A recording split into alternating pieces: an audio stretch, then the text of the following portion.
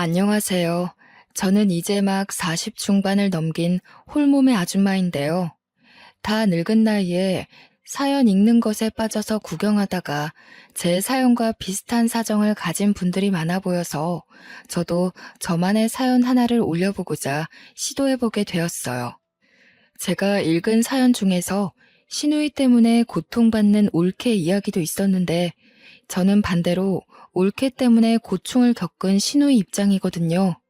저야 물론 이미 지난 일들이지만 저 같은 분들이 몇 분 계신 걸 보고 지금에서도 위안을 좀 받았네요. 힘들었던 그 당시 이런 사연을 접했다면 좀 더 현명한 조언들을 많이 얻을 수 있을까요?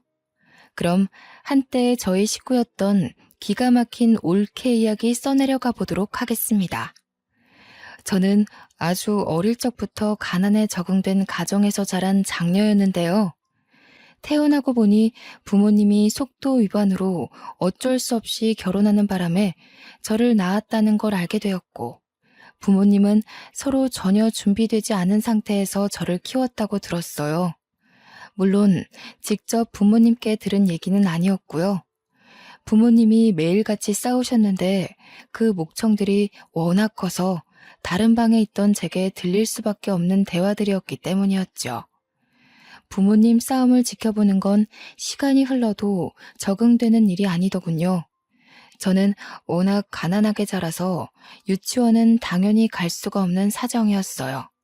그래도 제가 어린 마음에 속으로 쾌재를 불렀던 건 교육 의무 때문에 어쩔 수 없이 초등학교는 다닐 수 있었다는 겁니다. 나중에 학교 들어가서 알았는데 초등학교는 가기만 하면 되는 곳은 딱히 아니더라고요. 다른 친구들은 부모님이 학교 간다고 학용품이나 가방을 사줘서 서로 자랑하고 그러던데 저는 형편 때문에 새 것이라곤 아무것도 걸치고 있지 않은 아이였어요.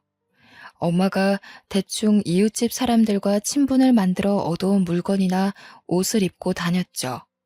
옷도 어디서 주워왔는지 모를 옷처럼 꾀지지한 것들만 입고 다녔거든요. 그래도 제가 성격 하나는 딱히 모난 데가 없어서 친구랑 잘 어울려 놀았다는 게 참 장점이었어요. 친구들이 가끔 너는 아빠가 뭐 사줬어? 엄마가 생일 파티 해줬어? 이런 거 물어보기도 했는데 그때마다 저는 솔직하게 말해주었죠. 우리 집은 가난해서 가족끼리 선물 줄 수 있는 돈이 없다고. 정말 다행인 게 제가 좋은 친구들만 둬서 그런지 오히려 친구들은 그걸 듣고 학교에서 어려운 친구는 도와줘야 되는 거라고 저한테 간식거리들을 많이 사주곤 했어요. 문구점 가도 불량식품 하나 더 사서 꼭 저를 챙겨주더군요. 용돈이라고 없던 저는 친구들에게 얻어먹은 그 많은 보답을 친구들 마음을 즐겁게 해주는 걸로 갚았습니다. 또 제가 성적이 좀 좋은 편이었는데 친구들이 공부 모르는 거 있으면 가르쳐 주기도 했거든요. 그랬더니 저 때문에 몇몇 친구들이 성적이 오르기도 했는데요. 덕분에 친구 부모님한테서 맛있는 걸 대접받은 적도 있었어요. 그렇게 제 사정에 맞추어 나름의 사회생활을 꾸려나가다 보니 초3이 되었는데 그때 아주 귀여운 남동생을 얻게 되었지 뭡니까? 아기라는 게 너무 신기하더라고요. 저는 동생이 생겼다는 사실에 너무 기뻤으나 부모님은 남동생 때문에 하루하루 싸움의 빈도가 늘어만 갔어요. 왜냐면 남동생 역시나 제가 태어나게 된 이유처럼 실수로 생겨버린 거였거든요. 아빠는 아이에 대한 일말의 애정도 없는지 엄마가 임신을 했다는 사실을 듣고 애 지우라며 생난리만 피웠어요. 아빠 생각도 이해는 해요. 아이 하나 키우는데 돈이 얼마나 많이 드는 줄 아는데 저 하나도 벅차하시는 부모님이 남동생까지 어떻게 돈 들여서 키우겠어요. 제 옷 살 돈도 없어서 저는 매일 얻어온 옷, 입었던 옷만 몇 번을 돌려 입는 판국이고 식비도 아낄 대로 아끼는 상황이었는데 입이 하나 더 늘어난 셈이니. 그런데도 엄마는 현재의 형편보다 이미 품어버린 남동생의 존재가 더 소중했나 봅니다. 아빠한테 손찌검을 당하면서까지 남동생을 끝까지 지켜서 결국 출산을 하게 되었어요. 남동생이 세상 밖에 나올 수 있었던 건 아득바득 우겨서 지켜낸 엄마의 공이 컸죠. 저도 동생을 은근 원했기에 자식을 죽이고 싶지 않던 엄마의 마음은 100% 이해했다만 사실 걱정이 안 되는 건 아니었어요. 일단 남동생이 태어났으니 엄마는 저한테 해줬던 것처럼 또 이웃집을 돌며 고생할 게 뻔했으니까요. 조금 생각이 자랐다고 저는 같은 여자의 엄마가 고생하는 게 싫었습니다. 그래서 제가 할 수 있는 만큼 엄마를 도울 생각이었죠. 초등학교 가서 많이 사귀어 놓은 친구들한테 혹시 못 입거나 안 쓰는 물건 있으면 나한테 줄 수 있냐고 해서 얻어냈어요. 친구들은 마치 아나바다 운동이라도 하는 것처럼 자기가 쓰던 용품을 자랑하며 내게 선물로 막 주곤 했죠. 갸륵하게 여긴 선생님도 제 사정을 알고 있었는데요. 선생님들 또한 자기 아이가 쓰던 용품이나 저에게 필요할 법한 물건들을 종종 챙겨주기도 했어요. 그렇게 살림용품들을 얻어올 때마다 엄마에게 차곡차곡 갖다 바쳤습니다. 엄마는 제가 아기 때 이후로 처음 저를 안아주며 칭찬했어요. 우리 철용이가 누나 하나는 잘 뒀네. 철용이만 하던 우리 딸이 언제 이렇게 커서 엄마를 돕기도 하고 엄마한테 이런 효도할 생각도 했을까? 내 새끼 덕분에 엄마가 너무 힘이 나. 그날은 매일 남동생을 돌보며 아빠한테서 아기를 지켜내기 바쁜 엄마가 저를 돌아봐 준 게 처음이기도 한 때였죠. 저도 엄마를 돕고자 하는 마음이 컸던 건 맞아요. 그러나 그것뿐만은 아니었고 남동생이 저와 10살 터울이기에 저 또한 아직 초등학생일 뿐이지만 제 눈엔 남동생은 완전 아기였거든요. 엄마와 함께 남동생을 보살펴야 하는 게 그땐 당연하다고 생각했어요. 그래서 저는 그렇게 엄마 못지않은 살림을 일찍부터 깨우치고 애 키우는데 열중하며 살았어요. 친구들과 노는 횟수를 확연히 줄여가면서요. 가끔 저도 친구들과 놀고 싶었으나 엄마를 생각하면 참게 되더라고요. 매일 아빠한테 욕까지 먹는 엄마가 불쌍했거든요. 저는 엄마가 시키지 않아도 남동생을 돌봤고 그 덕분인지 엄마는 소소한 부업과 동시에 짧은 시간대에 일할 수 있는 일거리들을 하러 외출도 가능하게 되었어요. 저와 엄마는 없는 돈이라도 꼼꼼히 모으고자 열심히 노력하며 살았는데 아빠는 저와 엄마가 애쓰고 있는 줄도 모르는지 매일 술만 마시면서 퍽하면 엄마한테 싸움을 걸더군요. 남동생 태어난 지가 언젠데 아직도 남동생을 기어코 낳았냐면서 독설을 했죠. 그럴 때마다 엄마는 바깥일 때문에 지치는 것도 견디면서 밤이 되면 아빠랑 싸우는데 에너지를 또 버렸습니다. 엄마는 밤새 쉬지도 못하고 울다가 다음날 일을 하러 나가곤 했어요. 아빠는 나이가 들수록 막장이 되어갔고 이젠 제가 점점 자라나니까 저한테까지 시비를 걸기 시작하더군요. 너 눈가를 왜 그렇게 떠? 뭘 그렇게 꼬라봐? 네 눈에도 이 애비가 돈도 못 벌고 맨날 술만 퍼마시니까 한심하디? 어디서 지 엄마랑 똑 닮은 눈가를 달고서 하늘 같은 아버지를 꼬라보는 거야? 아빠는 매일같이 제게 엄마의 모습을 빗대었고 네 엄마랑 너무 닮아서 얼굴 보기 싫다고 욕설을 섞어가며 고성을 질렀습니다. 저도 나이가 한두 살 먹다 보니 무서운 걸 떠나 이젠 아빠의 존재가 지긋지긋하더라고요. 정말 스트레스가 심할 때는 차라리 이 세상에서 사라져버렸으면 좋겠다는 생각도 했죠. 그렇게 아빠 노릇 한 번도 안 하면서 가장 자격만 논하던 아빠는 이 거지살이 더 이상 못하겠다면서 가출을 해버렸어요. 저는 오히려 좋았습니다. 놀랍게도 아빠가 없는 그 다음 날부터 우리 집에 평화가 찾아왔거든요. 아빠가 우리에게 생활비를 벌어다 주는 것도 아니었어서 아빠의 빈자리가 전혀 애석하지 않았어요. 엄마는 속도 없는지 가끔씩 아빠 걱정을 했지만 저는 아빠가 이대로 돌아오지 않길 바랬어요. 그렇게 며칠이 지나고 저와 엄마는 어린 남동생 때문에 살림살이를 멈출 수 없었는데요. 그 덕분에 정신없이 사느라 아빠 존재는 진작에 잊을 수 있었어요. 엄마는 하던 일을 계속했고 저는 학교 공부와 병행하여 남동생을 더 극진하게 보살폈죠. 남동생은 하루가 멀다 하고 쑥쑥 자라났는데 엄마보다 제가 옆에 있는 시간이 더 많아서 그런가 엄마보다 제 품을 더 찾더라고요. 마치 저를 엄마로 생각하고 품에 파고들기도 했어요. 철용아, 엄마 서운하시겠다. 엄마가 철용이 맛있는 거 사주려고 일하다가 온 거야. 엄마 한 번 안아주자. 엄마가 철용이 주려고 붕어빵까지 사왔다니깐. 남동생은 이렇게 겨우겨우 설득해줘야 엄마한테 한 번씩 안기곤 했어요. 남동생이 저를 좋아해주는 건 고맙지만 가끔은 뼈 빠지게 고생하는 엄마한테 제가 다 미안하더라고요. 엄마는 그저 남매 사이가 좋아서 안심이라고 했지만요. 제가 기초수급자 신세로 고등학교까지 졸업을 하고 20살이 됐을 무렵 원래 몸이 안 좋았던 엄마는 그렇게 밤낮을 돈 벌면서 살아왔는데도 돈이 없어서 수술을 받지 못한 채 세상을 뜨게 되었어요. 그 와중에 남동생은 겨우 초3이었는데 그런 어린 남동생을 보듬어 안고서 며칠째 울었는지 몰라요. 엄마의 장례식은 무척 조용히 끝났습니다. 외가 쪽은 제가 태어날 때부터 없었고 친가는 아빠가 연락이 안 되니 전부 다 합을 맞춰 연락을 끊더라고요.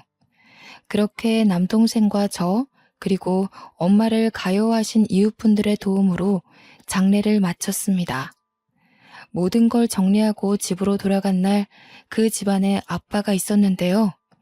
아빠는 웬 아줌마랑 같이 저와 남동생을 기다리고 있더군요. 그 아줌마가 아빠와 바람난 여자였다는 건 아주 뒤늦게 알았어요. 그래, 엄마 장례한다고 고생했다. 아빠가 소식을 늦게 들어서 이제 막 알았어. 다름이 아니라 너네 엄마가 사망보험금을 들고 있었는데 너희들도 자식이니 내가 마냥 모른 척 할 수만은 없더구나. 이 돈 엄마가 주는 거라 생각하고 철용이 키우는 데에 잘 사용해라. 그 당시 저는 사망보험금에 대한 지식이 전혀 없었던 사람이었어요. 아빠가 1,000만 원이 든 통장 하나를 주고 떠났는데 이웃분들의 설명을 듣고 아빠의 게임에 넘어갔다는 걸 알게 되었죠. 그래도 어쩌겠어요. 저는 저런 양아치 같은 아빠 자식으로 사느니 고아로 사는 게 나았을 정도로 아빠가 싫었는걸요. 엄마 사망보험금을 눈앞에서 도둑 맞았지만 그것보다 걱정인 건 남동생이었어요. 원래 살던 집까지 아빠 명의라서 빼앗기는 바람에 제 수중에 있는 돈 1,000만 원 말고는 아무것도 없었거든요. 일단 집이 있어야 해서 부동산 알아보고 가장 저렴한 옥탑방 하나를 찾아 겨우 월세로 들어가게 되었어요. 그리고 바로 일을 해야 했습니다. 저는 대학을 안 갔기에 배운 게 없어서 어디 회사에 들어갈 엄두를 못 내었고 오후에는 피자집 알바, 밤에는 24시 국밥집 알바를 하며 돈을 벌기 시작했죠. 제가 인복이 좋은 건지 사장님들이 다 좋은 분이라 제 사정을 알고는 가끔 피자나 국밥을 챙겨줬는데 그걸 얻어서 남동생과 함께 먹었던 기억이 납니다. 저는 제게 드리는 돈 한 푼 없이 최대한 아껴서 남동생이 초중고를 무사히 마칠 수 있도록 키웠어요. 저처럼 살게 하고 싶지 않아서 대학까지도 꼭 보내주려 했는데 남동생이 고생하는 저를 생각해 대학을 포기해버리더라고요. 제가 설득해도 심지가 너무 굳건해서 결국 남동생 의견에 지고 말았죠. 남동생은 곧바로 공시 준비를 시작했고 알바를 병행했음에도 3년 만에 시청 공무원에 합격하는 노력을 보여줬어요. 덕분에 남동생이 벌어오는 급여가 우리 삶에 큰 도움이 되었고 저와 남동생은 벌어오는 돈을 함께 모아서 몇 년 후 작은 아파트로 이사 갈 수 있게 되었습니다. 누나, 나 때문에 어린 나이부터 진짜 많이 고생했어. 나 어렸지만 다 알고 있었어. 누나가 누나 삶 포기하면서까지 나한테 부모님이 되어줬다는 거. 그래서 이젠 내가 누나한테 효도하고 싶어. 누나가 뒷바라지 해준 거 보답하고 싶어서 이 집 명의는 누나 걸로 했어. 이 아파트 같이 돈 모아 샀다지만 솔직히 남동생 지분이 80%였습니다. 남동생이 산 거나 마찬가지인 거죠. 저야말로 그냥 받기 미안해서 왜 그랬냐고 했는데 제게 앞으로 힘만 돼주겠다는 남동생의 확고한 욕심에 저는 이 큰 보답을 받을 수밖에 없었어요. 기어다니면 제 품만 찾던 남동생이 언제 이렇게 커서 누나를 생각하는 어른이 되었는지 그날 너무 감격해서 한참 동생 품에서 울었답니다. 남동생이 30대 중반을 넘겼을 무렵 저한테 소개해주기 위해 결혼할 여자를 우리 집으로 데려왔는데요. 그 여자가 바로 추후에 올케가 될 사람이었죠. 올케 아빠가 제 남동생과 같이 시청에서 근무 중인 상사인데 제 남동생을 워낙 좋게 봐서 사위 삼고 싶다고 소개해줬다더라고요. 이제 막 대학을 졸업한 올케는 남동생과 나이 차이가 꽤 났어요. 올케는 말수가 적은 편인지 한참 어른인 제 앞에서 말을 잘 못하더군요. 남동생이 대신 올케의 생각을 전달하는 식의 대화를 주로 나누는 게 좀 의아했어요. 그래도 저는 남동생이 행복하게 지낼 수만 있으면 됐기에 남동생이 좋다고 하면 무조건 허락해줄 생각이었습니다. 둘은 잘 돼서 결혼까지 하게 되었고 올케 집에서 우리 동네 근처로 신혼집을 마련해준 덕에 남동생은 작은 혼수만 준비해서 신혼집에 들어갔어요. 올케는 아직 취업도 하지 않은 채로 결혼을 하긴 했지만 그때 말하길 남동생처럼 공시를 준비 중이라고 했어요. 그래서 아직은 남동생 혼자만 경제생활 중이고요. 올케는 집에서 공부만 하고 있다고 들었죠. 제가 그 당시 요구르트 일을 하고 있었는데요.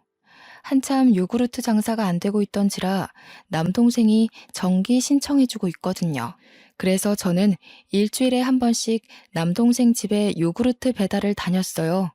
한 번은 올케 공시 준비가 궁금해서 요구르트 주면서 올케한테 슬쩍 공부는 잘 되어가냐고 물어봤는데 지금 쉬고 있는 거 안 보이세요?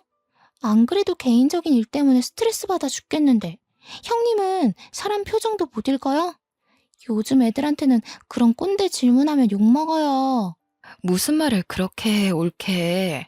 나는 그냥 올케가 학교 졸업하고 공시 준비하느라 힘들까봐 걱정돼서 공부 때문에 힘들면 살림도 어려우니까 내가 반찬이라도 좀 보내주려고 그랬지. 꼰대라니.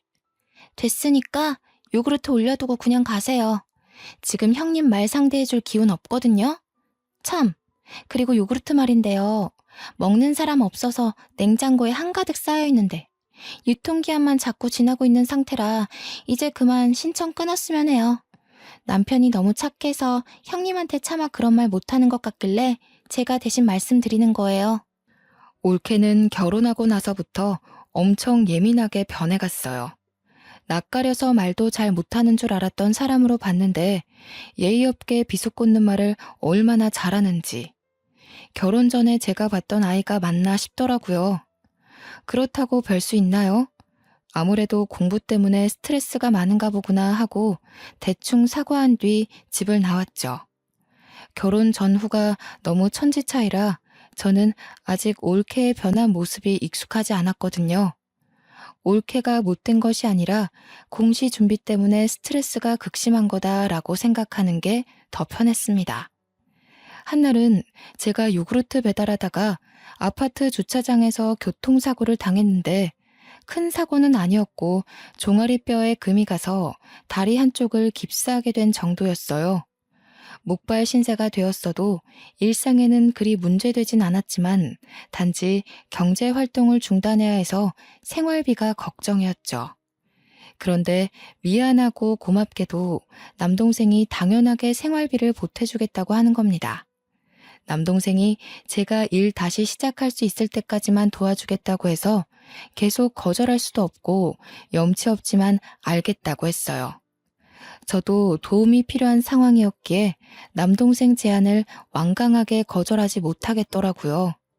그 옆에는 올케가 함께 있었는데요. 올케는 아픈 저를 두고도 못마땅한 표정을 짓고 앉아선 말도 안 하고 자리만 축내다가 돌아갔어요. 언제부턴가 느낀 거지만 올케가 남동생이 제게 돈을 쓰는 걸 싫어하는 티를 내기 시작하는 거 있죠. 요구르트 신청도 어찌 보면 남동생이 저한테 돈 드리는 거나 마찬가지잖아요. 그 얼마 안 되는 걸 굳이 끄는 것도 설마 돈 때문인가 싶은 생각이 점점 들게 만들더군요. 교묘하게 남동생 몰래 제 눈에만 그 예의 없는 모습을 드러내는 것 같은데 제 착각이라고 하기엔 갈수록 올케 말들이 대놓고 독해지는 걸 느꼈어요. 저번에 보내주신 장아찌 반찬 있잖아요. 배달 과정에서 쏟아졌는지 집안까지 냄새가 엄청 번져서 냄새 빼는 데만 일주일이 걸렸어요. 먹지도 못하고 다 버렸잖아요. 남편도 냄새 난다고 치우라더라고요. 버렸다고? 아니, 조금 쏟아져도 먹을 수는 있어. 원래 국물 없이도 먹는 장아찌야. 철용이가 그걸 얼마나 좋아하는데 그 아까운 걸 버리면 어떡하니? 차라리 나한테 바로 말하지 그랬어. 남편이 싫어했다니까요. 철용 오빠 저랑 살면서 형님이랑 지내던 생활 방식과는 많이 달라졌어요. 당연히 입맛도 그렇고요. 아무튼 그런 냄새나는 음식은 앞으로 자제해주세요. 얼마나 버르장머리가 없던지. 하다못해 올케는 이제 남동생이 일주일에 한 번 제 집에 오는 것도 불만을 표하기 시작했는데요.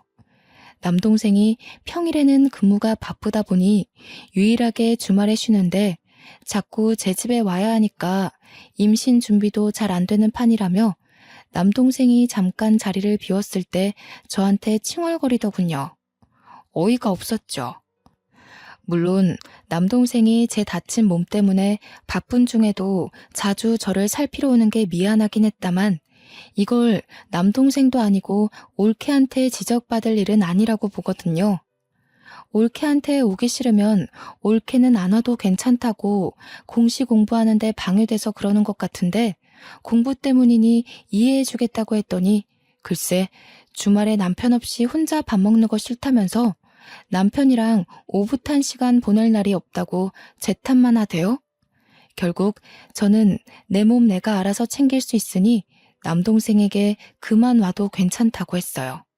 그걸 올케도 옆에서 같이 들었고요. 올케가 굉장히 만족해 하더군요. 얼마나 기가 차던지. 물론 그럼에도 남동생은 다친 저를 지극정성으로 들여다봤어요. 가끔씩 따라오는 올케 표정이 똥 씹은 얼굴이었는데 보기 싫어 죽겠더군요. 그러던 어느 평일날이었어요. 평일에는 발길 전혀 없던 올케가 남동생 없이 혼자 제 집에 찾아온 겁니다. 연락을 한 것도 아니고 다짜고짜 찾아와서는 집안을 느릿느릿 둘러보면서 용건을 말하더군요. 이번 주말은 오빠랑 저 못 올 것 같아서 미리 말씀드리러 왔어요. 오빠가 저보고 형님 집 다니느라 고생 많다면서 이번 주말은 둘만의 여행을 떠나자네요. 그 말하려고 연락도 없이 찾아온 거니? 그런 건 전화로 해도 됐을 텐데. 굳이 오기 귀찮은 걸음까지 하면서 온 진짜 이유가 뭔데? 저도 당연히 전화로 하고 싶었죠. 아니, 자기 남동생한테 평소에 얼마나 세뇌를 시킨 거래? 남편이 형님한테 꼼짝 못하고 사는 게 말이 안 돼서 말이죠. 보통 남매 사이가 이렇진 않거든요. 남편이란 사람이 한 입을 덮고 사는 아내 말보다 형님 말에 더 충성하는 게 너무 화가 나잖아요. 물론 이해 못하는 건 아니에요. 남편 말로는 형님이 엄마처럼 남편을 다 키웠다고 하던데. 근데 말이에요. 그래서 이 아파트 선물로 받은 거 아닌가요? 그걸로 모자라. 지금 병원비도 남편이 내주고 있고 용돈도 주는 거면 솔직히 너무 양심 없다고 생각하는데요. 아무리 남동생이라 해도 이젠 가정이 있는 남자잖아요. 올케는 저를 대놓고 비꼬면서 빙빙 돌려 독서를 하는데 결국 요점은 지금 제가 받고 있는 용돈마저 알아서 끊으라는 얘기로 들렸어요. 더는 올케와 대화하고 싶지 않았고 올케와 단 둘이 한 공간에 있는 게 스트레스로 다가와서 빨리 보내고 싶었어요. 그래서 결국 또 올케가 원하는 대로 알겠다고 해버렸네요. 남동생한테 전화해서 용돈 주지 말라고 하겠다고 그걸 원하냐고 하니 올케는 목적을 달성했는지 저보고 몸조리 잘하라고 하며 빠르게 집에서 나가더라고요. 저는 올케가 나가고 한참이나 거실 소파에 앉아서 분노로 쿵쾅거리는 심장을 다독였죠. 그렇게 시간이 흐르고 저는 깁스를 풀고 건강을 회복하여 다시 요구르트 일을 하게 되었어요. 요구르트 업체에 정말 참하고 착한 아가씨가 있는데 저를 제 엄마처럼 잘 챙겨줬거든요. 그 인정이 좋아서 요구르트 일에 더 애정이 있었던 것 같네요. 한날은 요구르트 배달을 하며 다니다가 아파트 근처에서 올케를 보게 되었는데 순간 올케가 아닌 줄 알았습니다. 올케가 웬 모르는 남자와 함께 차 앞에서 담배를 피고 있는 거 아니겠습니까? 여태 올케를 여러 번 봐왔지만 올케가 흡연자라는 사실을 전혀 몰랐거든요. 남동생이 말해준 적도 없었어요. 생경한 올케 모습에 너무 놀라서 요구르트 전동차를 갓길에 세우고 올케에게 뛰어갔습니다. 제가 다가오는 줄 몰랐던 올케는 계속 외간 남자랑 대화 중이었는데 듣다 보니까 제 남동생 흉을 보며 히히덕거리고 있는 거 아니겠어요? 심지어 제 용돈을 끊어서 자기한테 돌렸는지 그 돈을 자랑하며 이번에 뭘 샀다, 다음에 뭘 사네 마네 하면서 명품 얘기를 하고 있더군요. 올케 꼴을 보니 올케 몸에 치장된 것도 온통 비싸 보이는 것들 투성이었어요. 그 모습을 보는데 또 심장이 두근거리기 시작하는 겁니다. 올케, 여기서 뭐 하는 거야? 이 사람은 또 누구고? 그리고 올케 담배도 폈어? 여태 그런 말 없었잖아. 철용이도 이 사실 알아? 아니, 공시 공부하고 있어야 할 사람이 지금 밖에서 뭐 하고 있는 거야? 저는 그저 남동생 생각에 바로 그 자리에서 올케에게 모든 걸 캐물어야만 했습니다. 올케 모습은 더 이상 제가 용납하기엔 적정선을 넘었으니까요. 그러나 저와 달리 올케는 당황하지도 않더군요. 오히려 남동생한테 일러 바칠 거냐며 뻔뻔하게 나오는데 그런 와중에도 건방지게 담배를 계속 피대요. 그래도 엄연히 제가 훨씬 어른이고 시댁 사람인데 어떻게 이럴 수가 있나 싶었어요. 잘 생각해봐요, 형님. 이혼하면 철용 오빠가 더 손해예요. 모르죠? 우리 남편이 저한테 얼마나 푹 빠져있는지. 제 일 끼어들 시간에 형님 앞날이나 걱정하셔야 할걸요? 철용 오빠가 언제까지 형님 뒤를 봐줄 것 같아요? 형님 나이 들면 늙고 병들어서 들어가는 돈이 많을 텐데 그것도 나중에 다 우리 남편한테 해달라고 할 생각이에요? 아마 더는 그렇게 안 될걸요? 그 전에 이미 철용 오빠는 제 말에 끔뻑 죽는 아내 껌딱지가 돼 있을 테니깐. 공시 준비 포기할 거라고 했더니 남편이 그러더라고요. 자기가 더 열심히 벌면 되니까 쉬엄쉬엄 지내라고. 이게 무슨 뜻이겠어요? 이미 저를 어화둥둥하기 시작했다는 거 아니겠어요? 그러면서 저보고 거짓골로 남동생한테 버림받고 싶은 거 아니면 요구르트에서 번 돈 쓰지 말고 차곡차곡 저금이나 하라면서 제 속을 뒤집어 놓는 겁니다. 그러고는 옆에서 같이 낄낄대던 외간 남자랑 차를 타고 떠나버렸죠. 기가 막혔지만 너무 손발이 떨리고 눈물이 나서 올케를 붙잡지 못했습니다. 어느 날 올케가 간만에 친구들을 만나 술을 많이 마셔서 못 일어난다고 남동생 혼자 집에 방문한 적이 있었는데요. 그때 남동생이 말하길 유명 연예인이 현재 우리 아파트를 매매하면서 이 아파트 집값이 전체적으로 폭등했다는 거 아니겠습니까? 뉴스에 방송될 정도였다는데 저는 뉴스를 잘 안 보기도 했고 부동산 쪽은 무지하여 무슨 말인지 단번에 알아듣지 못했어요. 신이 나서 얘기하는 남동생 말에도 실감 못하고 있었는데 남동생이 X로 얘기해주는 걸 듣고 그때서야 깜짝 놀랐지 뭡니까. 이 옛날 아파트가 올케의 집값보다 4배로 뛰었다고 하는데 입이 안 다물어지더군요. 올케 집값이 대단할 정도로 비싼 집은 아니었다만 그래도 4배면 로또 1등보다 더한 값어치였거든요. 누나가 너무 착하게 고생만 하고 살아와서 하늘이 상을 주시나 보다. 누나 공기 좋은 주택 살고 싶어 했잖아. 이 아파트 팔고 좋은 주택 구해서 쉬엄쉬엄 할 수 있는 일을 찾아보자. 혹시 새로 배우고 싶은 건 없어? 참, 누나 학교 다닐 때 공부 잘했지. 아이고, 새로 배우기는 이제 머리가 굳어서 그런 건 안 돼. 그냥 TV 보니까 밭 가꿔서 농작물 팔고 하는 거 재밌어 보이더라고. 그런 것도 할 수 있을까? 당연하지. 하고도 남지. 이거 다 누나 돈이니까 누나 하고 싶은 데에다 써. 나는 계속 벌면 되는데 이제 누나는 나이도 있고 더 이상 몸 힘든 일은 그만하는 게 좋아. 아파트 지분은 동생이 훨씬 많은데 이 큰 돈을 저보고 다 가지라는 말에 이건 진짜 아니다 싶었습니다. 저는 극구 사양하며 똑같이 반씩 나누자고 했어요. 그랬더니 남동생이 너무 완강하게 주장을 굳히면서 혹시라도 자기가 망하면 누나가 걷어주면 되지 않겠냐고 장난스럽게 대꾸하기만 하는 겁니다. 하는 수 없이 남동생이 시키는 대로 하겠지만 이 많은 돈을 언제 다 쓴단 말인가요? 당연히 남은 돈 묵혔다가 훗날 남동생이 도움을 필요할 때 주기로 몰래 마음먹고 상황을 넘겼죠. 그날 저와 남동생은 갑자기 맞은 돈벼락에 신이 나서 같이 저녁까지 먹었는데요. 일부러 올케는 부르지 않았어요. 뒤늦게 뉴스를 통해 모든 사실을 알게 된 올케는 남동생한테서 확실히 확인한 뒤 또 평일날 무례하게 찾아왔습니다. 아무래도 제게 떨어진 돈벼락에 질투가 났나 보죠. 남동생 몰래 찾아온 올케는 더 이상 제게 눈꼽만큼의 예의도 차릴 생각이 없는지 다짜고짜 목적부터 쏘아붙이기 시작하더군요. 요구르트 끊게 해 용돈 뺏어가. 하다못해 결혼하기 전 제가 받은 이 아파트까지 뺏어가려는 심산이 보이자 저는 도무지 올케의 행실을 봐줄 수가 없었어요.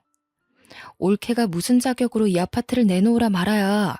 이 아파트 철용이가 올케랑 결혼하기 전에 나한테 선물로 준 집이야. 달라고 해도 철용이가 달라고 해야지 왜 올케가 와서 이러는 건데? 제가 철영 오빠 와이프니까요. 제 남편 돈이 들어간 아파트이고 지분만 따져도 당연히 제 남편 거 아닌가요? 전 우리 남편의 1순위 가족이에요. 결혼하는 순간 형님이 아닌 제가 남편한테 우선순위라고요. 그러니까 제 돈 들어간 거나 마찬가지고 저한테도 권리 있죠. 철용이 돈이 80% 들어가긴 했다만 나도 돈 보태서 같이 마련한 집이야. 올케가 이래라 저래라 할 자격은 없다고 보는데? 그 20% 떼서 돌려줄게요. 그리고 솔직히 코딱지만큼 보탠 돈 때문에 내 집이라고 우기는 건 양아치 심보 아닌가요? 남동생을 아들처럼 키웠다면서요.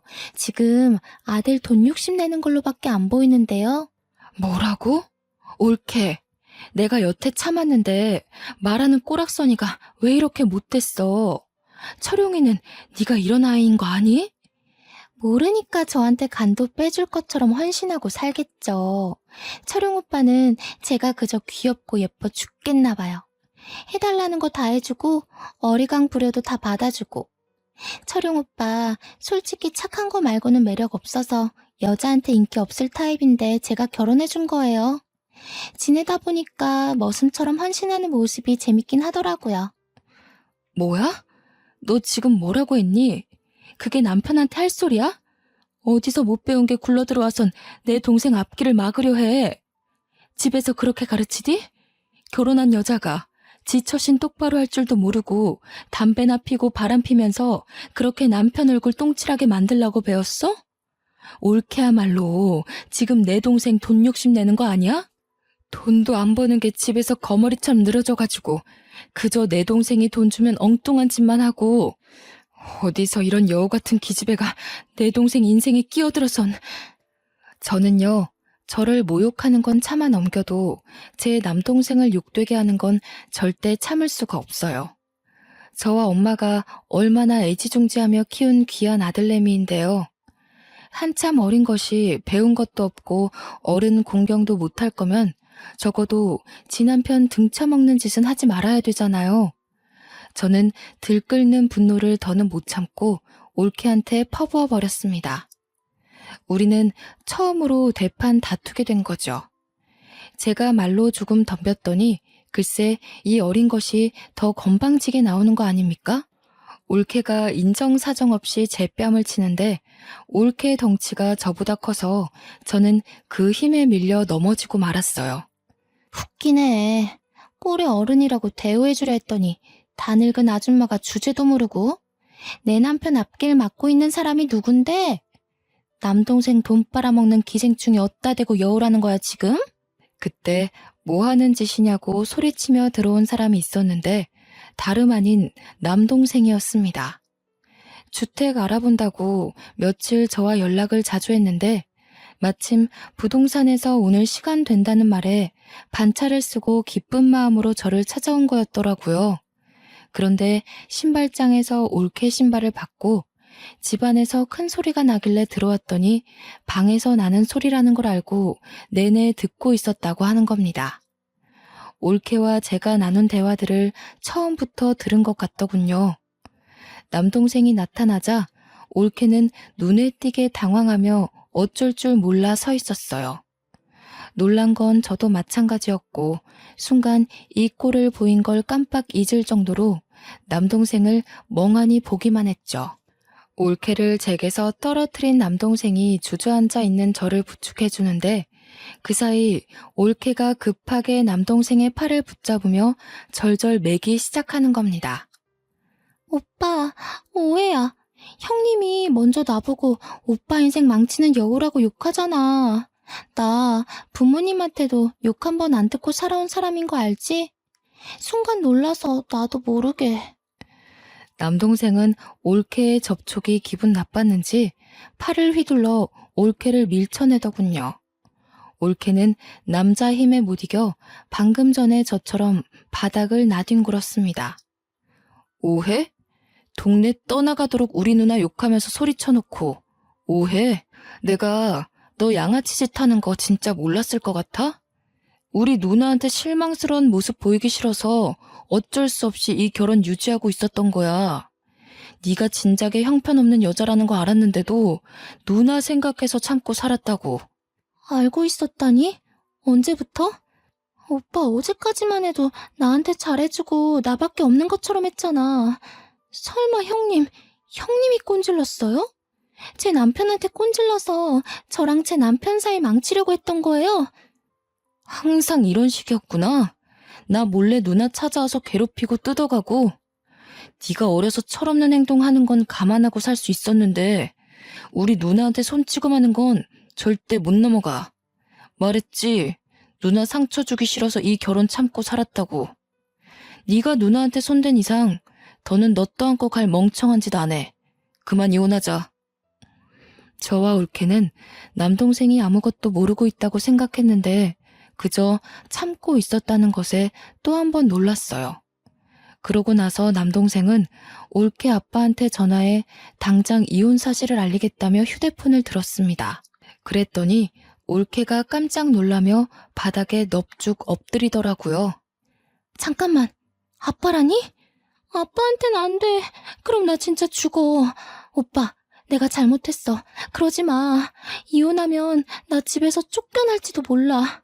제발 오빠, 나 좀 살려줘. 다시 이런 일 없도록 할게. 형님한테도 다 사과할게.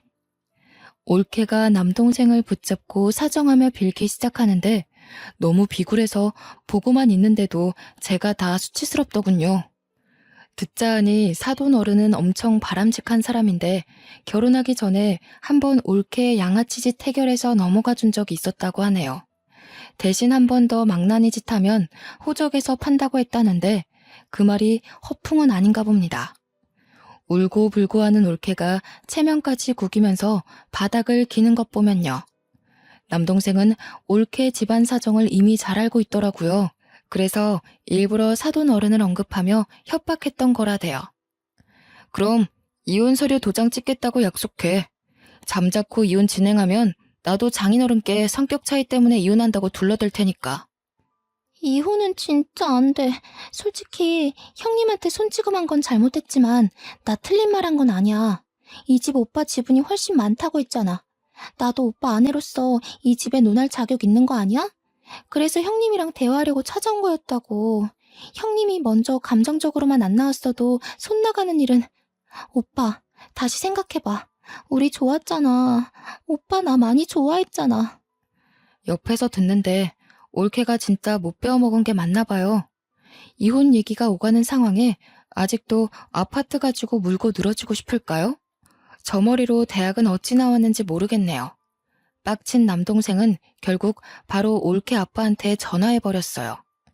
자신의 멍청한 판단력 때문에 올케는 아빠한테 불려갔고요. 그렇게 남동생 부부는 이혼을 하게 되었습니다.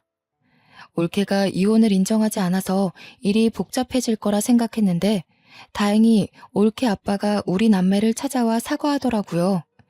딸 정신머리를 고쳤다고 생각했는데 역시 사람은 고쳐 쓰는 거 아닌가 보다면서 자기 딸 때문에 남동생 인생 어지럽혀서 미안하다고 진심으로 용서를 구하시는데 저와 남동생은 그 진정성에 바로 받아줄 수밖에 없었죠. 장인어른의 올바른 판단 덕분에 남동생은 무난하게 합의 이혼으로 갈 수 있었습니다. 올케는 호적에 파인 건 아니지만 반성하라는 의미로 정신 차릴 때까지 방문 잠그고 외출도 못하게 막고 있다는 소식을 들었네요. 이혼이 있고 며칠 후 저와 남동생은 아파트를 정리하고 주택 좋은 데를 구해서 이사를 했답니다. 그 주택이 남동생 직장과는 차로 50분이나 걸리는 거리였지만 남동생이 저와 함께 있고 싶다고 해서 같이 지내게 되었어요. 남동생은 결혼에 진절머리가 난 상태라 일에만 열중하며 외롭게 살고 있는데요. 그런데 그 모습이 저는 좀 마음에 걸리더라고요. 문득 남동생 결혼이 저 때문에 실패한 것 같아서 미안하기도 했고요. 그래서 한날은 조심스럽게 맞선을 주선했어요. 제가 요구르트를 다닐 때 업체에서 되게 저를 잘 챙겨주던 아가씨가 있었다고 했잖아요. 그 아가씨가 가끔씩 제게 안부도 물어주는데 너무 고운 아이라서 남동생과 잘 어울릴 것 같았거든요. 남동생에게 한번 만나보라고 했더니 남동생이 당분간 여자 만나기 싫다고 거절했지만 저의 간곡한 부탁 때문에 하는 수 없이 아가씨와 만남을 가져주더군요. 다행히도 아가씨는 남동생의 사정을 너그럽게 이해해 주었대요.